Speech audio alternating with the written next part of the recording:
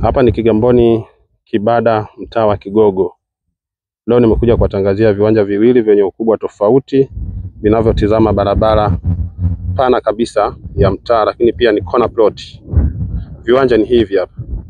Kiwanja cha kwanza kina ukubwa wa mita 889 kimepimwa, kina approve. Cha pili kina mita 415 kimepimwa, kina approve.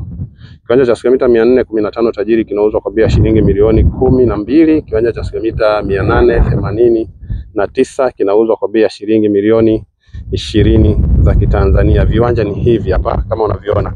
Ukinunua hivi viwanja tajiri, ile hati inatoka kupitia majina yako. Umeona? Eneo letu ni hili, eneo lipo juu kabisa, halikaliwi na maji, lakini pia huduma zote za kijamii kama umeme, barabara yake ni tambalale mpaka hapa site kwetu.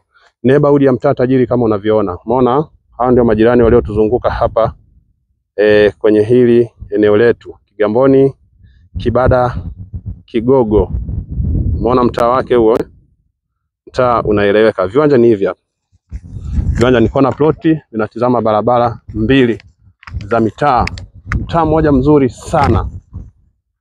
Kwa wale ambao wanapajua Kigogo, hapa sio pa kuchelewa, sio pa kukosa kabisa tajiri. Kimbia mara moja uje ujipatie. Viwanja vipo juu, viwanja havina mgogoro wa aina yoyote, vimepimwa, vina approve. Ukinunua kiwanja hapa tajiri, hati inatoka kupitia majina yako. Umeona? Viwanja ni hivi hapa. Kama unavyoona, ploti safi kabisa. Neighborhood ya mtaa is good kama unavyoona. Mtaa mmoja mzuri. Umeona majirani hawa? Kimbia mara moja tajiri, viwanja vinatupwa. Ukihitaji kimoja tunakuuzia, ukihitaji vote viwili tunakuuzia. Viwanja vinatizama hii barabara. Hii ni barabara mtaa kama unavyoona. Umeona? Hii ni barabara mtaa pana kabisa ya mita 20 kwa mujibu wa TARURA. Eneo ni hili hapa. Umeona? Eneo letu ni hili. Na hii ndio barabara yake.